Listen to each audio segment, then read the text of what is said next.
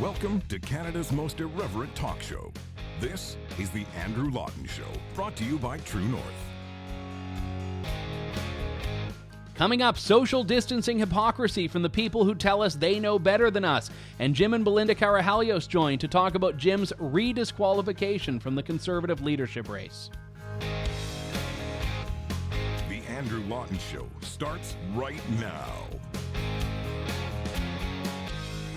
Hey everyone, welcome to another edition of The Andrew Lawton Show, Canada's most irreverent talk show here on True North. Good to have you tuned in on another Monday edition, surviving another weekend, another week of lockdown. Here we are. And here's an interesting thing. If you're in Toronto, you may have been at Trinity Bellwoods Park on the weekend, which became not the epicenter of the virus, but the epicenter of just completely throwing social distancing out the window. I'm sure you've seen the photos and the videos, but it sounds from many accounts like thousands of people gathered at this park, and most of them looked like they didn't have a care in the world. They were having picnics, they were sunbathing, they were playing games, and I wasn't there. I try to avoid leaving home on the best of times, so this is not something that I was even tempted to do. I'm not from Toronto, so I didn't even know this was supposedly the place to be on the weekend. But what happened was thousands of people go there. Most people were doing their own thing. They were minding their own business. They were keeping distant. They're outside, and the whole point is that fresh air is not going to kill you. And you had a couple of people there, it sounds like, that were probably not being as conscious as they were or as they should have been, but at the same time, that sort of thing happens all the time. So I look at this and I think, wow, this is kind of unsurprising when you've been locking people down for months and they're starting to get a little bit of a sense of not just cabin fever, but also a sense of, okay, we know that it's safer to be outside now. So I was completely unsurprised by this. Who wouldn't, when you start to have nice weather and you start to be told, yes, being outside is fine, say, all right, I'm going to go to the park. And once you get there, you say, oh, wow, there are a lot of people here. Okay, I'll make sure to keep my distance. So I don't get outraged here, but you've got people on Twitter that are like calling for the media, or not calling for the media. The media is never the one you want to call in times of trouble. Calling for the military, basically. Like, just everyone seems to be so amped up about this, thinking that this is like the worst thing in the world to happen. You've got politicians expressing their disappointment, and then you look really, really, really closely at the photos, and who do you see in them? But Toronto Mayor John Tory. Yes, why, it's John Tory. Well, everyone else is just there and apparently breaking the rules. John Tory is there with them. Wearing his mask the way you're supposed to wear the mask, like a chin strap, which does absolutely nothing for the virus, but is very fashionable. So there's John Tory there, hanging around, talking to people, doing photo ops, and the guy that's been telling everyone else they need to keep themselves locked down is now out there playing in the park. So it certainly makes it difficult to buy into the idea that these people at the park were doing anything wrong when their mayor was walking amongst them, just, shooting the you-know-what, chit-chatting and all that sort of stuff. Now, John Tory has issued a statement on the 24th, on Sunday, saying, I want to apologize for my personal behavior yesterday. I visited Trinity Bellwoods Park to try to determine why things were the way they were. I fully intended to properly physically distance, but it was very difficult to do. I wore a mask into the park, but I failed to use it properly. Another thing I'm disappointed about.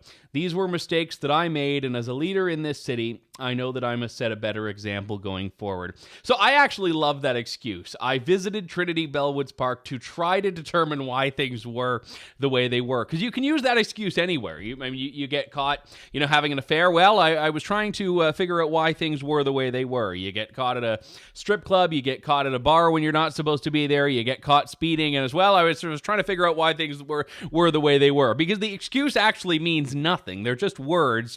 But you need to sell people something. When you issue an apology statement, you need to provide a reason. And in the absence of a real reason, you can just plug in a few random words. And he was there to inspect it. He was there to figure out why. So all of those photos we see of John Tory talking to people, he was interviewing them. He was really trying to get to the bottom of why things were the way they were. And he doesn't even mean about Trinity Bellwoods Park. He just means about the universe. Like, he was asking about cosmology. He was asking about the meaning of life. He was all of these things. Just, he needs to know why things are the way they are. And you can't blame a guy for pursuing that infinite quest for knowledge, right? It's John Tory, after all. There's no quest for knowledge. In any case, so this is just another example of this hypocrisy that we see from leaders, which comes down to two things. It's not just brazen hypocrisy. It's also a lack of cohesive and consistent and concise messaging. And being outside is one of these great examples of it, because early on we were told, stay indoors, keep your windows closed, keep your windows locked, your doors locked, and don't go anywhere. Don't do anything. And then we started to get a bit more of a sense that, okay, there's probably not a reason to stay indoors. You can stay distant outside. Don't go outside if you're sick, if you're symptomatic, but if you want to just go for a walk, you can do that. If you want to go to parks, you can. You're never going to catch it outside, because basically no one has caught it outside. That was the messaging we started to get. And even other forms of infectiousness. There was one study that came out last week that said, it doesn't actually live on surfaces as long as people think. So it's not like you have to just completely disinfect anything and everything that you touch. I mean, it's good practice to do and to wash your hands and all of that. But it's not like this virus, as we heard earlier on in the pandemic, can just, live on a surface and stay there for, the next 3 years or whatever, and camp out and squat, and then eventually, oh, boom, you're infected.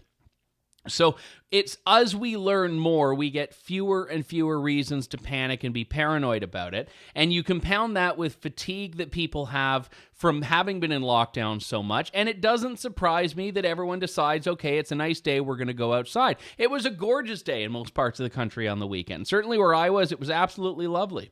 So I don't blame people for doing that. But at the same time, it's when the political leaders like John Tory, who are the ones telling people they've got to stay locked down, and his public health advisor was very disappointed in everyone as well. When this is what happens, the political leaders are the ones that I think we need to expect more of here. And this comes at the same time that there were a couple of stories out of the UK where Dominic Cummings, who is a chief advisor to British Prime Minister Boris Johnson, has been breaking lockdown numerous times, despite being one of the chief architects of the British lockdown rules right now. At one point, he drove 260 miles across England to stay with his parents. Now, he said this was because his wife was symptomatic and he went where he could go. But then there were other reports that he was traveling into towns 30 minutes away, and throughout the month of April, very rarely was he at home. He was just going every which way and doing whatever he wanted.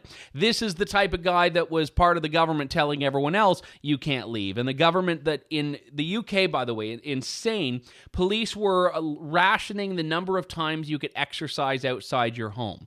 You could only exercise once a day. There was a woman who was harassed on a park bench last week because they said by sitting on a bench she wasn't using her exercising, and she was very shrewd. She said, well, no, she's doing mental exercises. The laws were not clear on whether it had to be physical or mental exercise, so she's sitting on the bench doing her mental exercise. The cops had no idea what to do.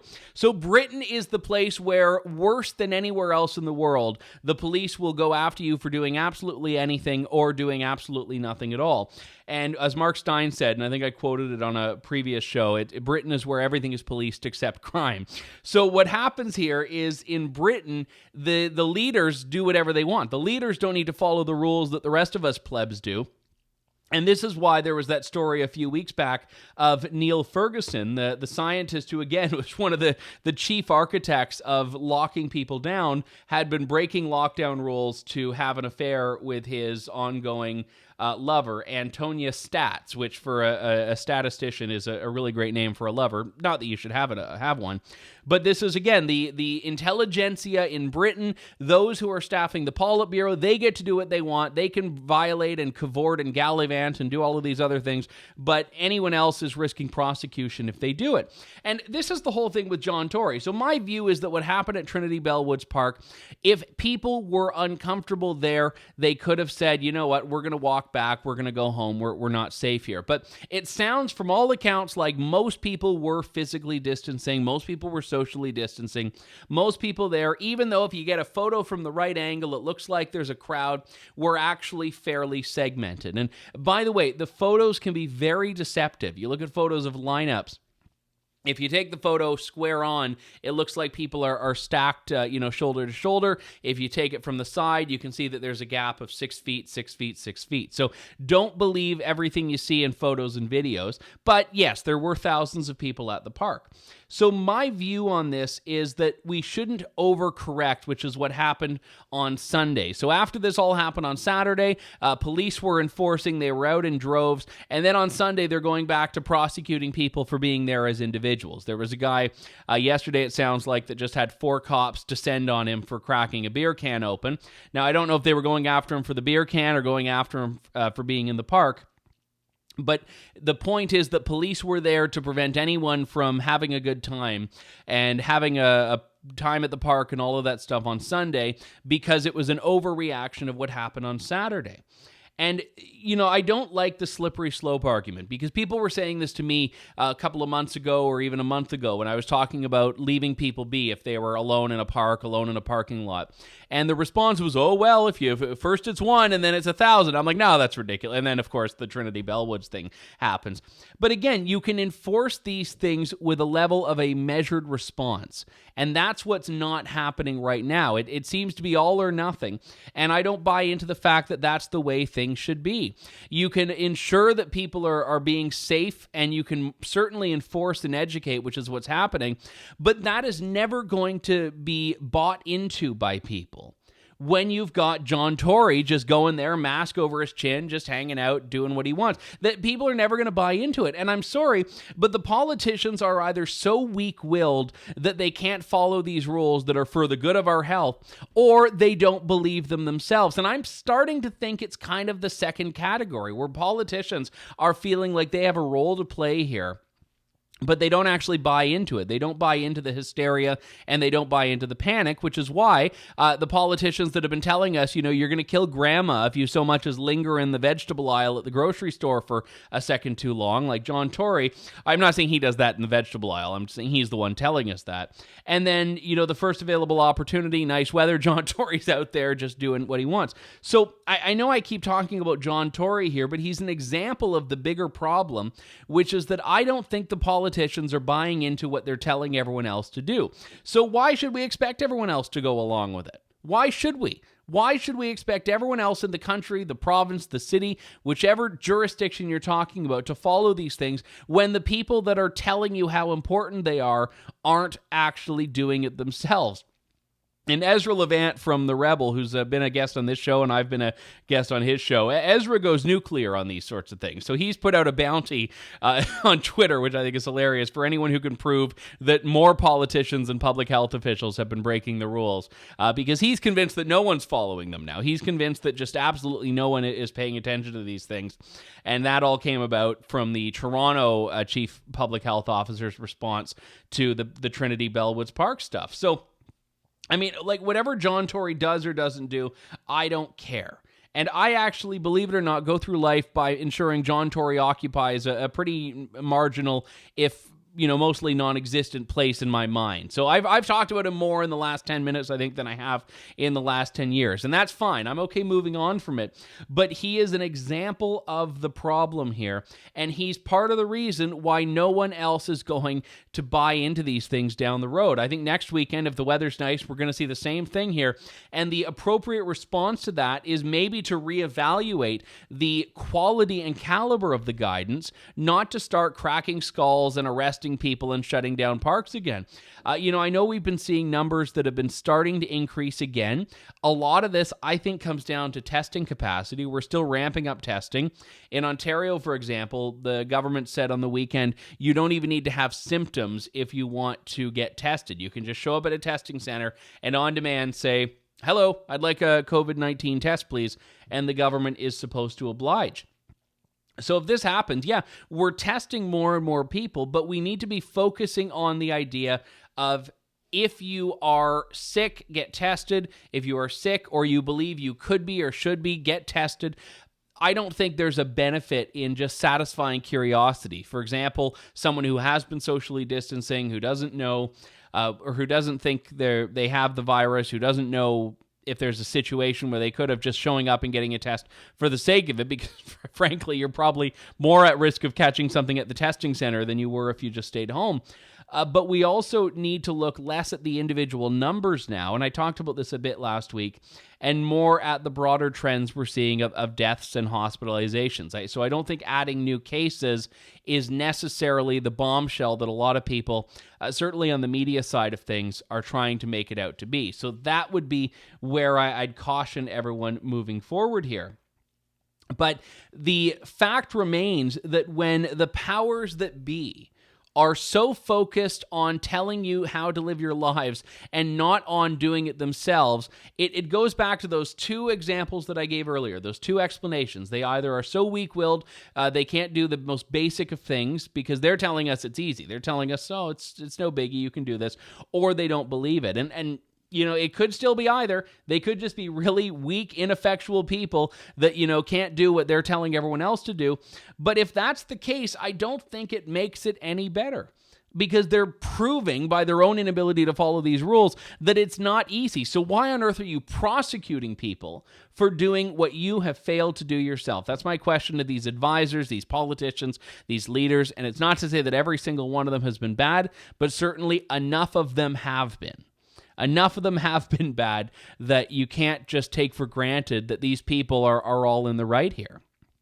And you take from that the problems in the advice itself, the inconsistencies and the back and forths on masks, and the inconsistencies in the back and forths on border closures and the capitulation to China, the WHO. And ultimately what we get at the end of this is an understanding that, hey, maybe, just maybe, these people are not in control. These are not steady hands. These are not, stable forces driving this thing, but a lot of them are just treading water, trying to figure out day by day what's going on in the same way that the rest of us are. And that's not to denigrate people that are very educated, accomplished, and people that are trying to do the right thing here. But the idea of taking a prosecutorial force and injecting it into all of these areas of society that's not based on science, that's based on control, and not even control that's based on evidence, has to stop. And the fact that this is now ramping up even further is indicative of why it's time, now that we know a bit more about the virus, and actually now that I'd say we know a lot more about the virus, and we can see the lack of alignment of these two priorities, we need to put our feet in the ground and say, hold up here. And they're proving the point when John Tory shows up with his chin strap mask at Trinity Bellwoods Park. We've got to take a break. When we come back, more of The Andrew Lawton Show here on True North. You're tuned in to The Andrew Lawton Show. Welcome back to The Andrew Lawton Show. Last week, it looked like there was going to be a big shakeup in the Conservative leadership race. The Ontario Superior Court of Justice gave Jim Karahalios a victory against the Conservative Party of Canada, nullifying the Conservative Party's disqualification of Jim Karahalios from the leadership race. So that might have been good news on the surface, but then just one day later, the Conservative Party re-disqualified him. They disqualified him for the second time, and this time in a way that would have been approved by the judge, because it comes down to the various committees that are involved in this leadership race process and which ones have the authority to disqualify candidates and which ones don't. So the court victory may have been good on the surface, but it wasn't really a moral victory, and it doesn't deal with the fundamental question of whether the party is in the right or in the wrong to disqualify Jim Karahalios, fundamentally speaking, not legally speaking, but whether it is just the morally right thing to do. And joining me on the line now are Jim Karahalios and his wife, Ontario MPP Belinda Karahalios. Jim, Belinda, thanks very much for coming on today. It's great to talk to you both. Thanks for having us. Thanks, Andrew.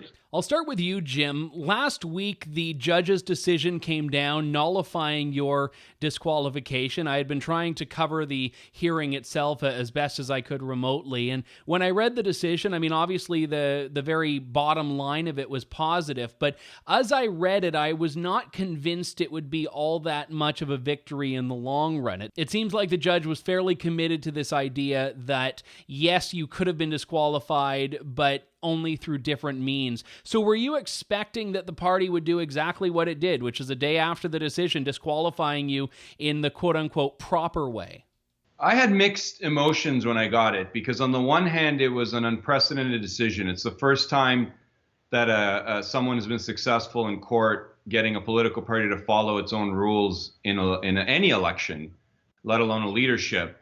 And we proved that they couldn't follow their own rules. They had a small committee of 4 people, an appeals committee, decide they disqualified me after the leadership organizing committee had a vote and they decided not to disqualify me. But you're right. The judge didn't want to peel the onion all the way back. There wasn't enough evidence on the record because the party withheld information. And so it's very clear in these rules that the leadership committee drafted for themselves. They can change the rules whenever they want. They can relook at things. And the judge said, under these rules, they've got broad power, this leadership committee. And I think he suggested something, they could take a fresh set of eyes to something.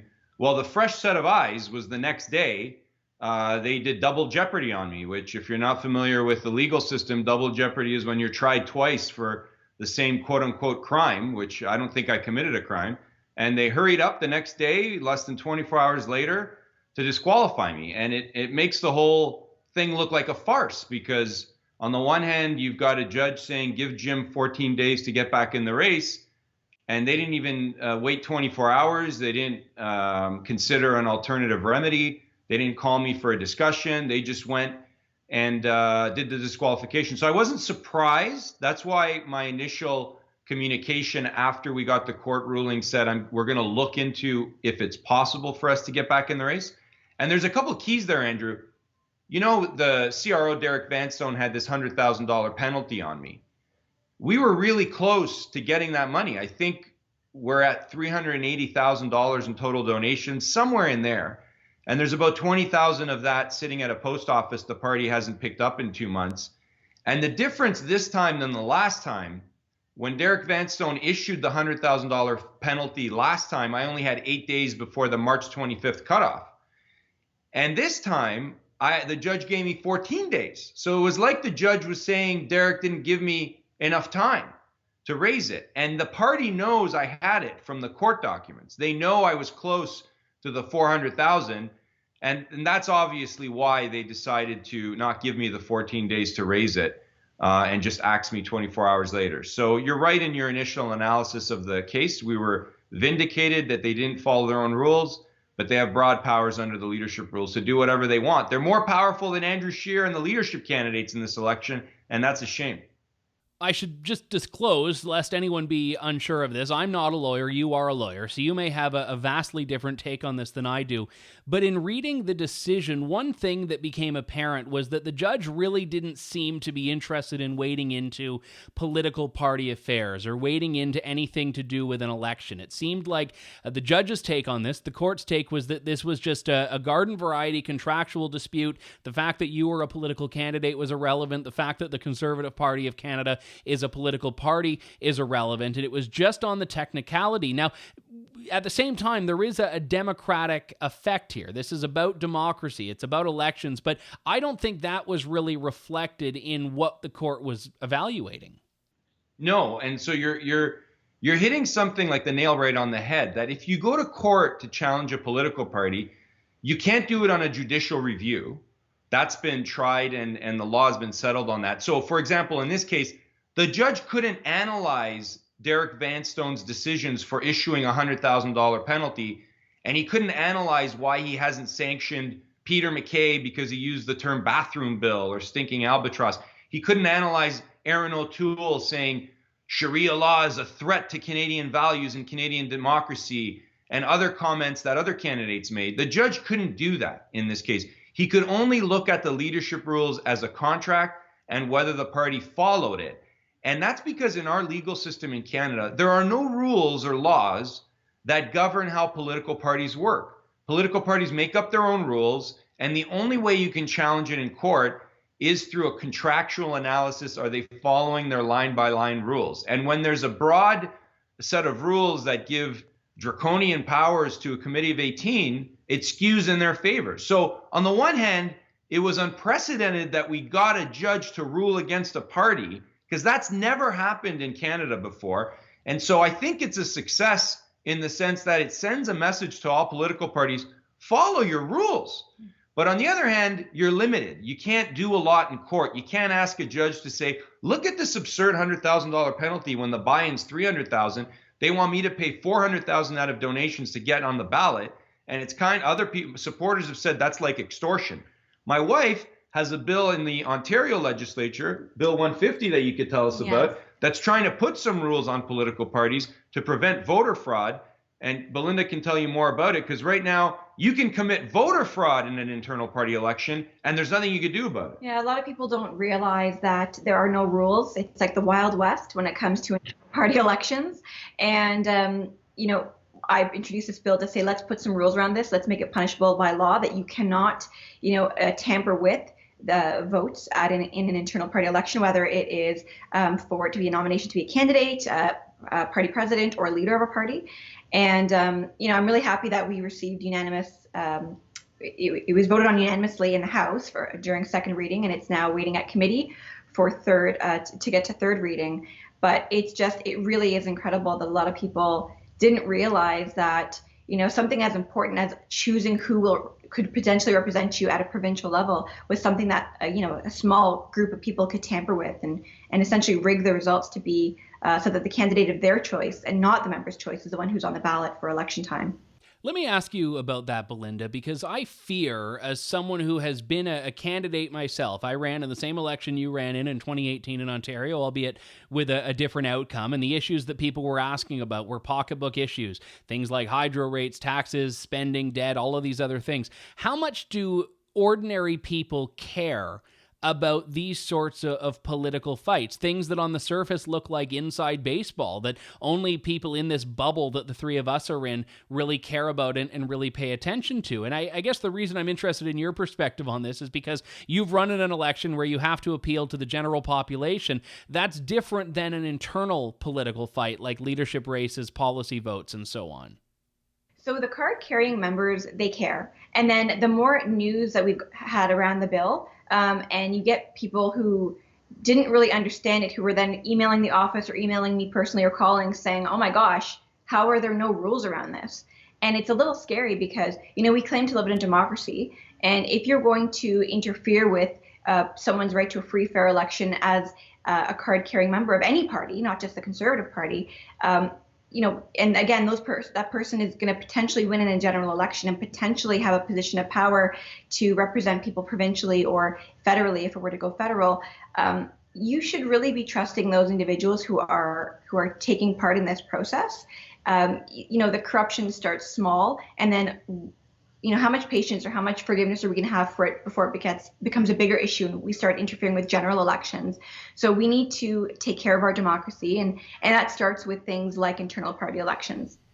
Is that something you agree with, Jim, that if you don't deal with it on the internal issues at the internal level, it will expand and start to impact or infect the broader, bigger elections? I've always, my history, Andrew, in the federal party, provincial party, Dan Nolan, the co-chair of the leadership committee, went on CBC a couple of days ago to try to, blame me and I know what I did wrong and kind of give the illusion that no one knows who I am. And he said the phrase, we tried to welcome into the party. I've been in this party for 15 years, federally and provincially, before I even met my wife. Yeah. And I've advocated for adherence to the rules and having a grassroots member-driven process on policy, on nominations, stamping out voter fraud at federal conventions. And in each of those instances, the pushback from the cronies at the top trying to control the process it's inside baseball. No one cares. But what we've seen in the last 4 or 5 years, the stories from the provincial party under Patrick Brown and now with this leadership, is it's starting to present a culture of what conservative politics in Ontario and politics in Canada is about. And remember the Jody Wilson-Raybould saga.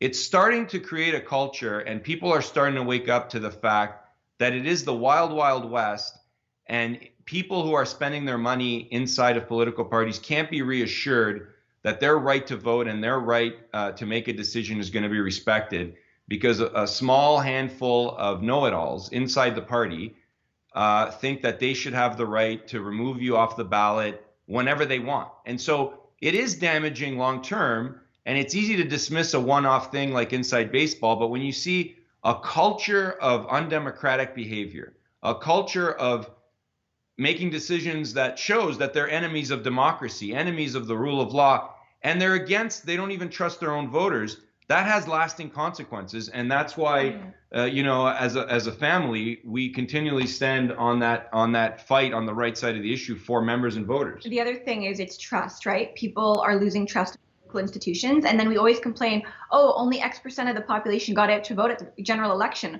Well, can you blame them? Like when you start to hear about all these shenanigans that go on in internal party elections, it's really disenchanting for a lot of people, and people just don't want to be a part of it. They feel like, well, what does it matter? Why would I bother to get involved? Why would I donate or volunteer for a political party if at the end of the day, my voice doesn't matter? So, it really is part of a bigger problem, I think. So this court decision could have given the party an out to say, listen, we made a mistake. He's back in the race. All is forgiven. They didn't take that. As you've noted, Jim, they doubled down, but they could have had an out if they wanted it there. And this does bring me around to this idea that you've talked about previously, thinking the fix was in from the get-go, that they were never going to let you get on the ballot.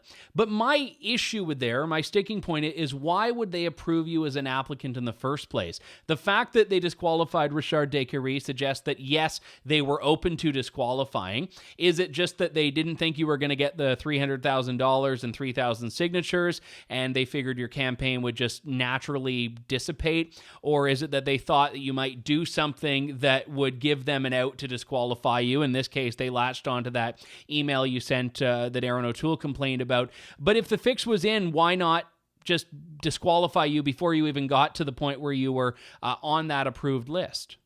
Yeah, and everyone knows my campaign style, Andrew. Everyone knows I'm an aggressive campaigner and I try to win. So it's not like they approved me to run not knowing what they were going to get. And it's very clear if you look at the timeline of how this all unfolded, that they were never going to let me on the ballot, Andrew.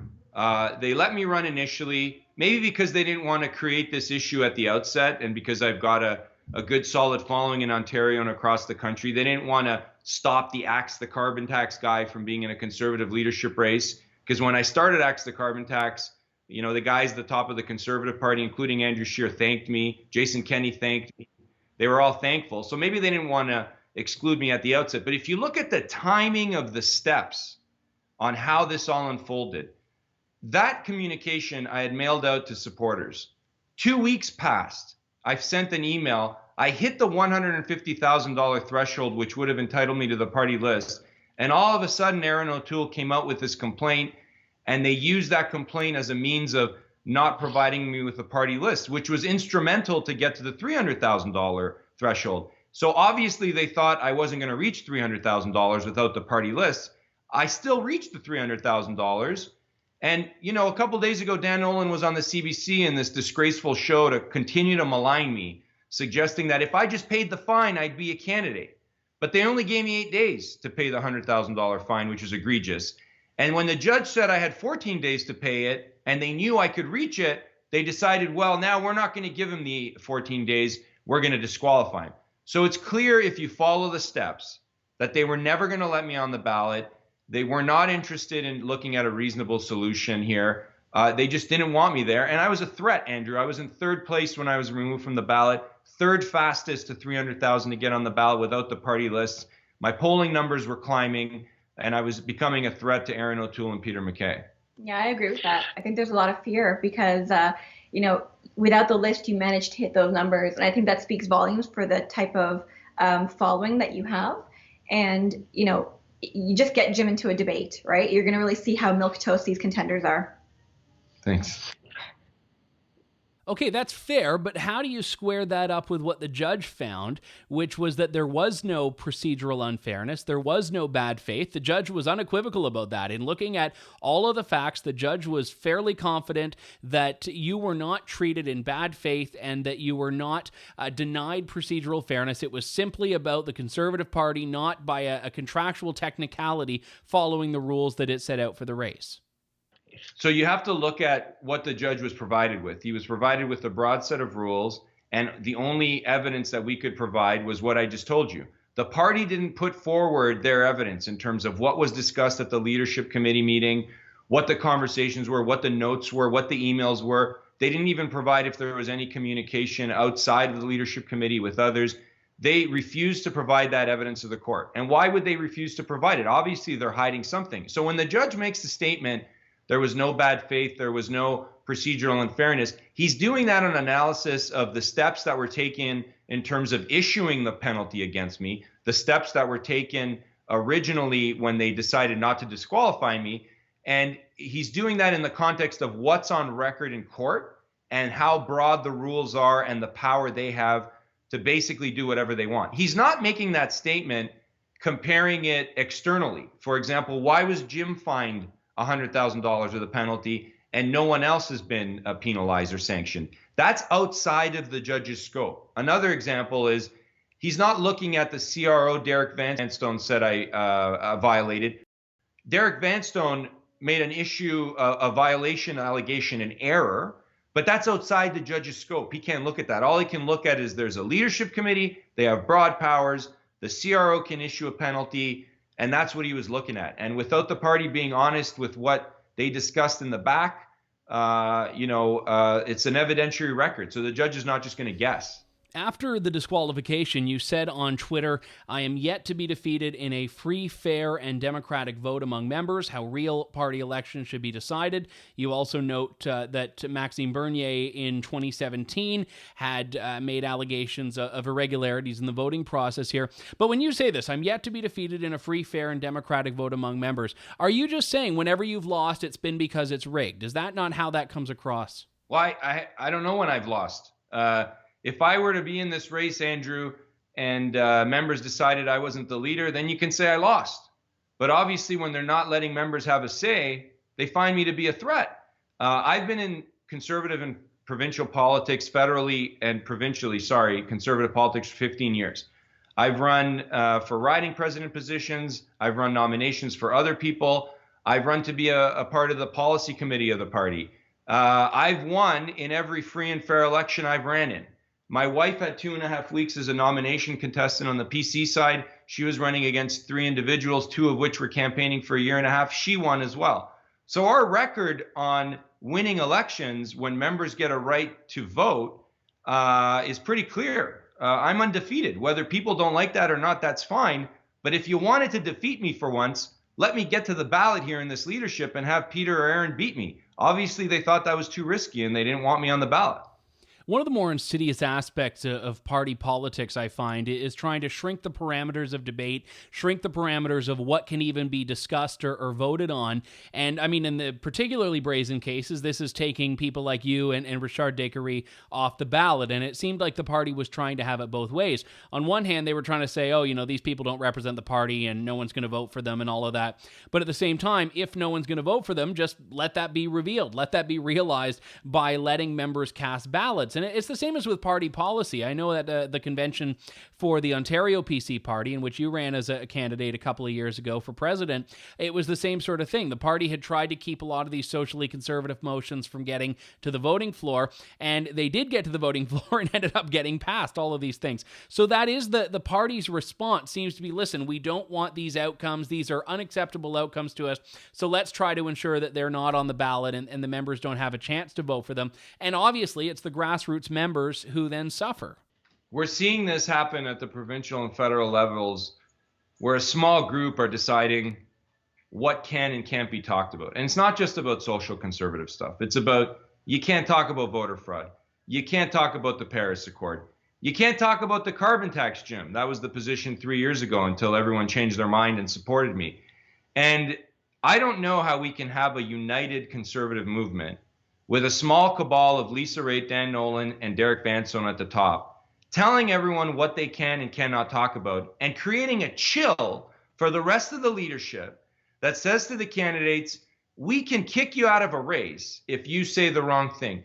And the imposition of control and power in our parties that I've been fighting against for 5, 6, 7 years now, internally, and now it's in a leadership contest. It's getting worse because the members are getting stronger. The members want bold action. Lisa Raitt had her chance in 2017 when she ran for leader to mold the future of our party and the discussion. She got 3%. And she constantly talks about a big tent, but it looks like a 3% tent to me. It's going to be a huge tent, and only 3% of conservatives are going to be there, because the way they're running the leadership, they're driving people out into the PPC, into the Wexit Party. There's disgruntled conservatives that don't want to vote. So I'm not for the 3% tent, Andrew. I want a big tent and members to feel like they can talk about what they think is important in conservative solutions. But the cabal at the top, they think they know better. And the proof, they don't prove it to us because they're not winning enough to show us that their way is the right way. Now, obviously, the federal Conservative Party and the Ontario PC Party are legally different entities, and even more fundamentally, they don't share resources as openly as the Liberals and NDP do in various provinces, not just Ontario, but they are still controlled by a lot of the same people. There's a lot of crossover there, and it's the same Conservative Inc. operators, if you will, that seem to be at the helm of both. So I have to ask you, Belinda, as an Ontario PC MPP, how do you function and exist in this party when the establishment seems to be so dead set against Jim and against what Jim's been trying to do? So I'm a conservative because I believe in fiscal responsibility and other issues that conservatives believe in, and there are a lot of people in the party who are like-minded. There is obviously those in the party who are different than that, and there is a strong silent group who are very supportive of free speech and all these conservative values and of Jim as well. It's amazing, actually, how many people told me that, I'm not going to say anything publicly, but I'm so excited that Jim's on the ballot. We're so excited. I'm going to put him number one. There's so much support, and there seems to be this hunger for people to just be bold and take action and to be strong about the issues that we know that we need to be strong on in order to win elections. I think that we're really fortunate to have people like Jim to put his name forward for things like this, because there is a hunger out there for this kind of strength in our party. And it's really hard to be hard on Belinda, Andrew, don't you say? Like, it's one thing to say Jim's a little too abrasive for us, but when you meet my wife, I think it's really hard to be tough on a lovely and supportive wife as mine. Look, we're in it together, Andrew, and we have a lot of support, and because of retribution, a lot of people stay quiet. But at the same time, you're making allegations of corruption. And if the federal Conservative Party is, in your view, corrupt, and the same people are really running the Ontario PC Party, it stands to reason that both of them would have this corruption issue. So how do you have, or let me back up a second here, do you have confidence in either of these parties to have a positive path forward? So yeah. Okay, I'll be really brief. So I have faith. I don't know if confidence is the right word. For me, it's faith. I have faith that if we continue to fight from within, that we can make positive changes. And that's kind of the lens that I've always looked at things. It's better to be within something and try to steer the ship. And now the conservative parties are very large ships, all political parties, and by their nature hard to steer. But if you're quiet, then you're part of the problem. And look, Andrew, I don't think I'm saying that the entire party, federally or provincially, are corrupt, because what's a party? If you ask the establishment, they think the party is defined as their friends from Bloor Street South off of Yonge Street.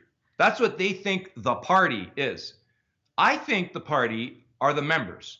And so, no, do I think that members across the country in the federal Conservative Party are corrupt? Members in the provincial Conservative Party across Ontario are corrupt? No, absolutely not. That's why we continue to fight. What I think is that the rules are so vague and there's no laws to prevent broad rules being applied by a handful of people to get the predetermined desired result, like this is WrestleMania, to get what they want out of the process. That's what we're challenging. We're not saying the Conservative Party is corrupt, because the Conservative Party is its membership and its voters. It's the small handful of people that continually like to predetermine the outcome and fly in the face of the will of the grassroots members. That's the problem here, Andrew. That's what's going on. Someone else who initially tried to affect change from within the system and then ended up hitting a wall was Maxime Bernier, now the leader of the People's Party. You had said in an interview a couple of months back with Ezra Levant that you would make Maxime your Quebec lieutenant if you were successful at winning the Conservative leadership. And in response, Maxime had said, "Thanks for the offer to become your Quebec lieutenant, but I already have a party. When you found out about the depth of corruption in the CPC establishment, the People's Party will be happy to welcome you with open arms." Here you are a couple of months later and 2 disqualifications later. Are you going to take him up on that offer? Well, look, at this time, we're just going to, we have to get the campaign donations from party headquarters that they refused and forced me to go to court to access to pay off our campaign expenses. We got to wind down the campaign. And what's next for me, I don't know, Andrew. Maybe political retirement.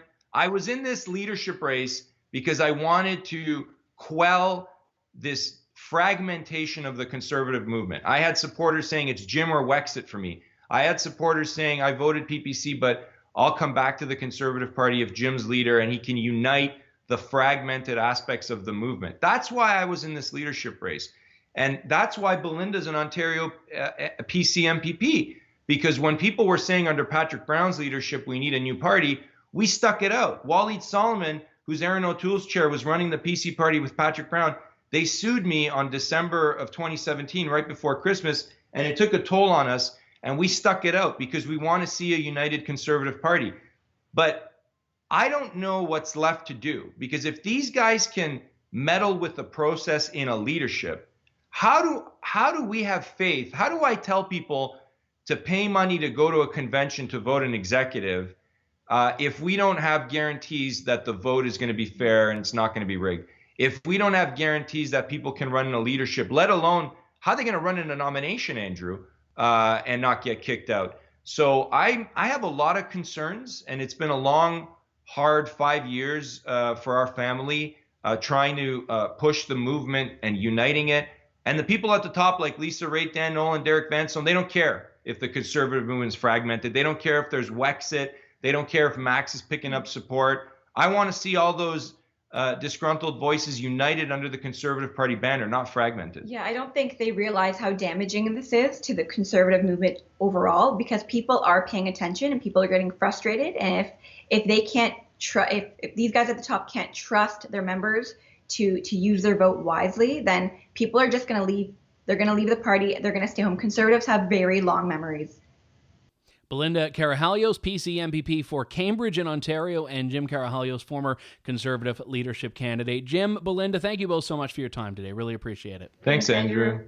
Jim and Belinda Karahalios joining me from their home. We've got to wrap things up for today. We'll be back in just a couple of days, though, with more of The Andrew Lawton Show, Canada's most irreverent talk show here on True North. Thank you, God bless, and good day, Canada. Thanks for listening to The Andrew Lawton Show. Support the program by donating to True North at www.tnc.news.